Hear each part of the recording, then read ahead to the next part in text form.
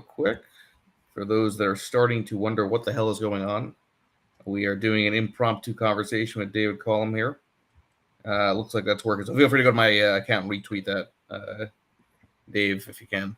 Thank you, everybody, for joining. I'm trying to do these like very impromptu kind of 30-minute quick hit conversations every now and then, separate from the spaces, because number one, Twitter's algo apparently likes live video more now, but also because it's nice to see people face to face. So I wanted to get David Collum on for market chat here. Dave, you and I spoke a long time ago before I started turning the Lag Live conversations into podcasts. A lot of people love you, a lot of people don't. Same with me, by the way. Which is you wear it with a badge of honor, my friend. Is I think the way to think about it. But I want to focus the conversation for a bit on toxicity, because we're in a very unusual market where there's a degree of toxic cognitive dissonance in the way the markets are acting. So, lay out just from your vantage point, what the hell's going on in markets today? I think the big story that somehow is being ignored is I think that Powell doesn't care about inflation. I don't think he cares about money flow. I don't think he cares about any of that stuff. I think he cares about getting the market to heal.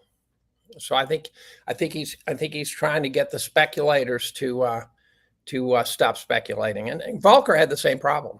He sort of beat on him, and then they came back, and he beat on him again. And I think that's what Powell's facing. I think he's embarrassed by headlines of NVIDIA and headlines of Tesla and headlines of the super stocks running the entire market.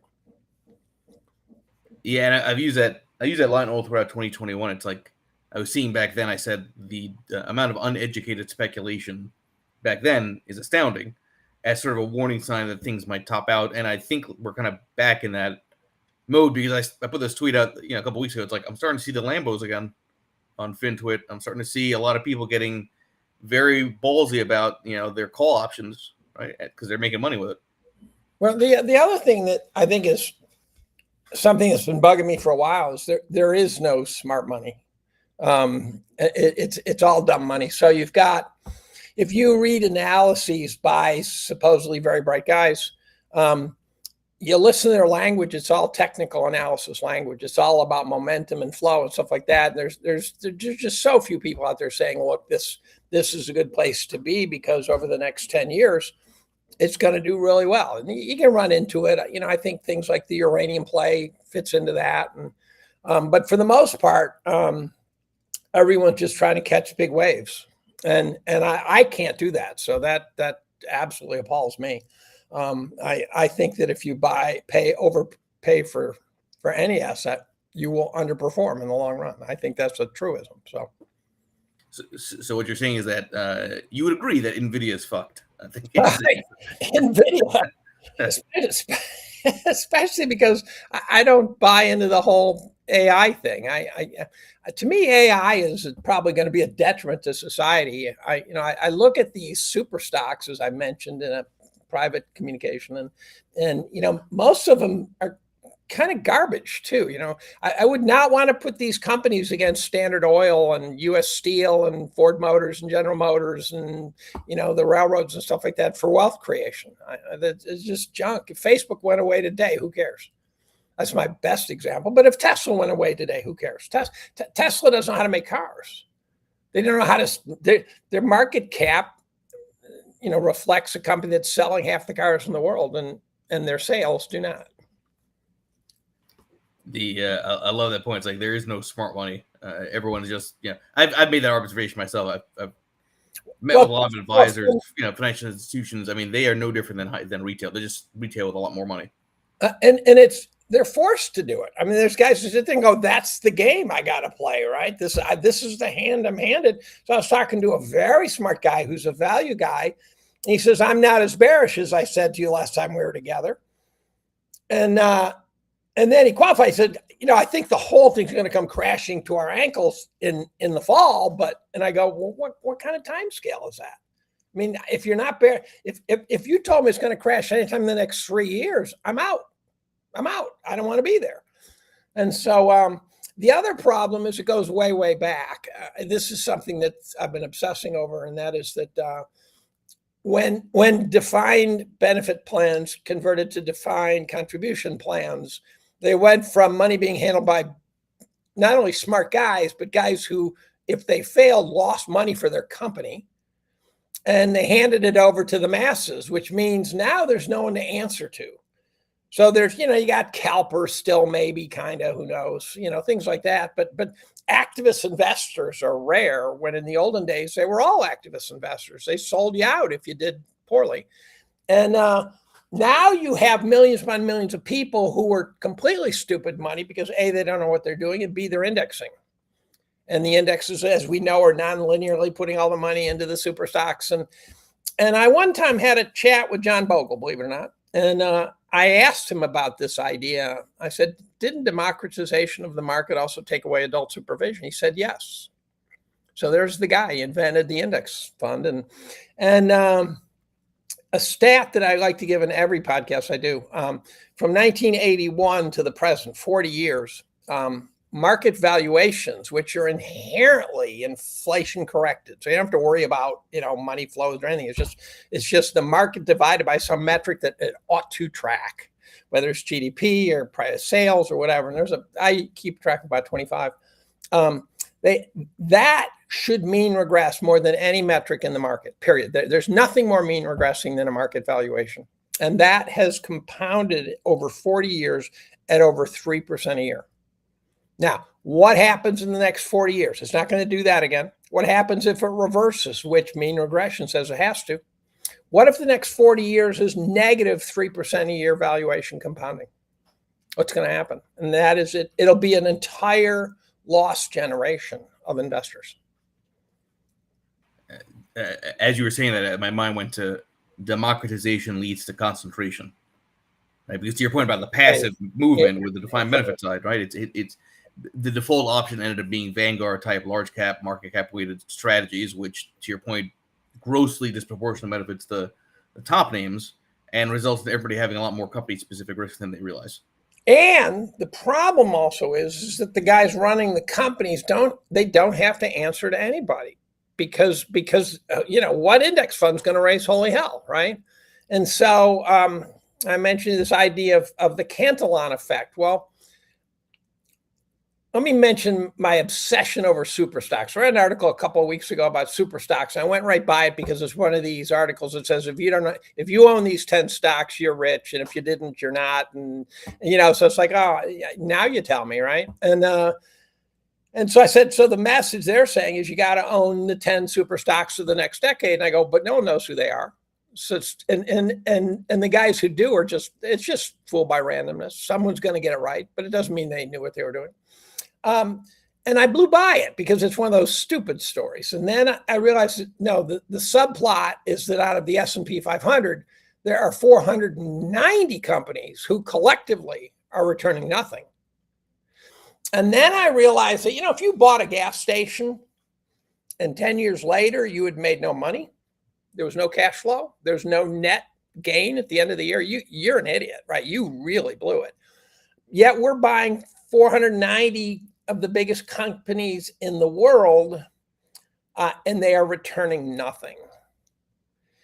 And then I started thinking about the fact that, when I was young, I was buying assets when they were dirt cheap and they were building up value and they were growing in terms of valuation. The current youngsters, if they're averaging into the market, they're averaging in a completely losing situation. And if it takes eternity, like the Fed seems to want it to do, then they will buy, instead of me who bought for 20 years and then really made money, or my dad really did, they will buy expensive stuff for the first 20 years and build up sort of a nest egg, but without much gains, and then they'll lose money. And so I just, you do not want to be forced to buy expensive assets. There's no way to win that. You get a sense that those there's still a lot of overvaluation. I mean, take out the Magnificent Seven, right? I think you can find stocks that are cheap. I think I started buying a little bit of energy, but if you read about secular bears, I'm not talking the ones where they take a year and a half and then within another 3 years they've recovered. That corrects nothing. You know it doesn't. All that does is reinforce the investor's predisposition to believe that you can simply never lose money investing. You can at times pause and at times go down for a little while. But ask someone who owned the Nikkei in 1990 how they're doing. Ask someone who owned the Nifty 50 in 1967 how they did to 1981. Answer inflation adjusted, they lost 75% over 14 years. That's a third of your investing life. You're not going to make that up, period. You cannot make that up. And so, it turns out that when the PE of the market, I hate PE because it's such a cheesable metric. Any good accountant can make the PE look good. But let's use PE just as a way to talk. When the PE of the market is 6, then half the stocks below that have a PE of less than 6. And what that means is if you buy a stock now you think is cheap at 12, you could end up losing 60% without the company actually losing any of its efficacy, its veracity, its ability to make money. You'll be down. And Hussman does a good job at that. He doesn't do a good job at making his people money, but he does a great job of showing that all 10 deciles get whooshed out when the secular bear finally exacts its revenge. And I think it's going to be a 25-year bear. I'm the most bearish guy on Twitter, period, bar none.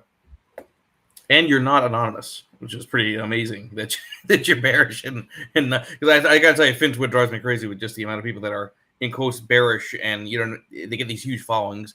It's not their real names. You know what the fuck they're doing as far as their actual trades, right? And it's all just hindsight nonsense, right? So, but I would agree with you. I don't know about kind of a 25-year, but I mean I've been public myself saying I think we're still in a bear market. A lot of that has to do with the writing of last year, at least in my mind, in terms of fixing the drawdown of treasuries against equities. Meaning, if we're not out of the equity drawdown, then treasuries still have a chance to look like the better place to have been throughout this whole period, kind of the flight to safety type of dynamic. Well, I think at the beginning, I think we're still in a bear, much the way 1930 was still in a bear. I don't think we're in 1932. So, if I've got 2 plots that I keep track of. One is the inflation adjusted S&P back to the turn of the century. And there's at least 4 events that are like this. And that is, if you own the market in 1906 and you look at just the capital gains, inflation adjusted, and you ask not when did it recover from that 1906 top, but when did it last touch that 1906 top, which to me means you treaded water. When did you finally stop treading water? And the answer is 1981, 75 years. Same from 1929. It's not 75 years, but it hits the same. It comes back and touches the 79 high, the 29 high again in 1981. And so people don't understand this. Take Ron Grice's chart that shows the S&P not adjusted for traditional inflation, but adjusted for money supply, M2. Now, is M2 the right M? I don't know, but it's not a bad one. The market is flatter than a pancake for 100 years. It's all money supply.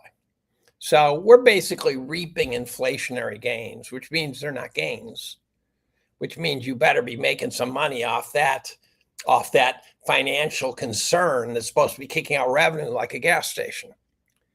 And so I just think it's going to be very ugly. And I think it's going to happen right when the boomers think they have enough money. They don't. So the problem is you say that stuff and it's logical, and then people say, well, you're just a perma bear. You've always been like this. I mean, they make assumptions. That's my point. I was a raging bull until mid-98, which told you it was a market top. I mean, I was stupid bullish. And I was, no one's going to believe this, I was 150% exposed to the market. People who know me go, no, Dave, never levered. I go, yes, I did. That's how stupid I was. And then in mid-98, I said something's wrong. I had read enough books and read enough articles, and I emptied half my equities. And right as we started the trek down to the Asian crisis, when it got down there, I said, if it comes back, I'm getting rid of the rest because something's wrong here. And it came back, and by mid 99, I was out of equities. And the only exposure I took after that was energy. Starting around 2001, I took a big energy position and did well. So my best decade compared to the pros was the knots from 2000 to 2009. While they were getting their ass kicked by 2 bear markets, I compounded 13%. And that, you do that for 1 decade, you'll be okay. Right? Yeah, and that was, I would argue, a more even market than what we've had the last decade, right? I mean, the reality is it's been a story of just FANGs, concentration risk, large cap tech. Most of the world has not participated. So it's been a very, and that spread, that differential is getting even wider. I put out that. It's getting insane, actually. And, it's like Pareto principle within the Pareto principle, right? There's also credit spreads that are getting insane now. So the clock is now ticking. Whether it plays out according to my plan, which I don't think you rip the heart out of investors with one fell swoop of a machete. I think it gets carved out one little slice at a time. If you want to know how overvalued we are, or you get some new metric that says, here's a new metric for valuation, I'll tell you, the year 1994 is when the markets, in my opinion, left orbit. 1994 is the year. I attributed it to bailing out the bond market, and then somehow the Fed just never looked back. Michael Green, who's smarter than me and whose model about flows makes total sense and nauseates me at the same time. So I have to give full credit for getting it right. I do believe it's and I think Michael's getting nervous now. I think Michael's getting nervous that the flows are going to stop. But he said that's when the indexing really got going. And so that's when the dumb money appeared starting in 94. But if you look at any metric, you say, how are we doing today relative to the historic mean? Just look at the price of the market. Look at the valuation of the market in 1994 and look at whatever metric you're using now and say, that's how much we're overvalued. All right. So what are you doing? So, okay, if you have this thesis, and obviously a prolonged bear market will have plenty of rip your face off rallies before lower lows, rip your face off rallies, lower lows. But I always go back to path matters more than the prediction. So for you yourself, under that framework, one, do you believe that means you have to trade more often because it means you're not going to have a secular trend? I can't do it though. Can't do it. It's hard. Yeah, but that would be the implication, right? Because if you're going to be buy and hold, you still have to kind of rebalance in an environment where there's going to be some big swings. Well, so I find now I'm getting, 5% on cash equivalent. And I personally don't believe that's tracking inflation, not my inflation. A lot of people don't realize everyone has their own inflation. So if I'm somehow exposed to a rent, my inflation is different than if I'm not. And so my inflation is largely just expenses of fixing things in the house and buying food and stuff like that and paying for utilities and whatever. My inflation seems higher than 5%. Is it 13 or 14? Probably not. But if I found out it was, that wouldn't shock me. So 5% right now at least gives me a little breathing room to be patient. When it returned nothing, it was a problem, but inflation was said to be low. So I still had a little breathing room. So I wasn't missing fixed income opportunity either. These guys who say go long the long bond, that's trading. The question I like to hear, I'll ask you, Michael. If I told you, look, you got to buy, let's say you're 30 years old. You got to buy a 30-year treasury. And here's the rule. You got to buy it. You got to hold it. You can't hedge it. You're buying it for a revenue stream. You don't know the future. You don't know inflation. You don't know anything, but you can't sell it. This is a lockbox annuity for you. What interest rate would you demand for a treasury? You're going to get your money back. You're going to get the interest. Everything's safe, but you don't know the future. What would you demand? Yeah, I mean, it's got to be something that's uncertain in terms of what the yield should be relative to inflation. I mean, this right. You don't know. So hard. There's no way to know, right? So like I said, to be more of a disinflationist, I would probably still do it paired against other things like a risk parity type approach, right? But your fundamental question is right. It's like who the hell knows if we're going to go the route of hyperinflation? So this is being auctioned off, and there's a guy at the front of the room, an auctioneer, saying, "Do I hear this? Do I hear this? What interest rate would you say sold? I'll take it." It's a good question. I mean, I don't know. I'm putting you on the spot. Yeah, I honestly probably somewhere between 8 and 10%. Right. I might go higher, but 8 and 10% I wouldn't go lower than 8. And you could end up being a complete idiot buying a 10 for all we know. So you have to factor in the unknown, the risk, all the ways that you can get humped by that deal. And there's even risk of default, right? 30 years is a long time. And so you factor it all in, and you don't get 4%. And that means therefore the treasury market is not priced correctly, because it's now a trading vehicle, and it's supported by statutory rules that say you have to buy them if you're an insurance company, or if you're a regional bank. So that's the problem we face. The assets are not being priced correctly at all. Yeah, I mean, if you were to mark to market most things last year, you would have probably seen it's worse than 08. I've made that point many times before. The magic of not being marked to market is that you continue to lie longer, right, in terms of leverage against assets. I am okay. So aside from the 5% that on a real after inflation adjusted basis you're losing money on, as you allude to, what else are you doing? You're doing gold. You're doing other mixture asset classes, something that's more unique. Maybe something related to chemistry. Right. I've owned a ton of gold since '99, so I went aggressively long. Got a hunch, buy a bunch attitude. And I went pre-long gold, and I was buying it steadily up to around $500 an ounce, and loved the trip to 1900. Didn't like the trip back down again. Bought some more at 1200. I'm probably, let me give it to you in annual salaries. I probably have like 6 or 7 annual salaries in gold.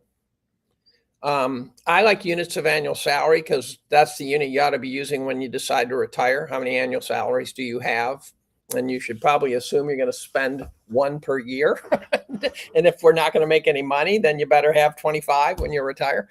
I have, and of course I have silver, platinum, a tiny amount, fortunately, because it's done nothing. I bought platinum miners, not a lot. I don't like going in bold. I don't want to be Stan Druckenmiller 2.0 and losing $1 billion. But the platinum miners are PEs of 5, net cash on the balance sheet, dividend yields of 8. And I'm going to meet up with the largest private holder of SBSW this summer. And he's been very helpful because when you're the largest private owner, you pay attention to the details. And in 2020, I may have bought the bottom, at least a short-term bottom. Again, my model is there could be a new bottom in our future, even for cheap stuff. But I bought the bottom in energy, not big enough, but pretty big, in 2020. And that was triggered by 2 events. Exxon getting booted from the Dow, and I sat back and said, "Holy shit! You just replaced Exxon with Salesforce.com. There's a smart move. There's a genius move by the Dow guys." And then Jesse Felder pointed out. So I was in energy from 2001 to 2013 or 15, I think. I can't remember. So I caught some of the downside. Cornell actually booted me out of the funds, which saved me some money. And then I got back in 2020. And Jesse said that energy was 16% of the S&P in 2016. And now at 2020, it dropped to 2%. I said, that's another top call. That's another bottom call. That's a buy. I want to own energy because I want to own the thing that fuels the entire system, period.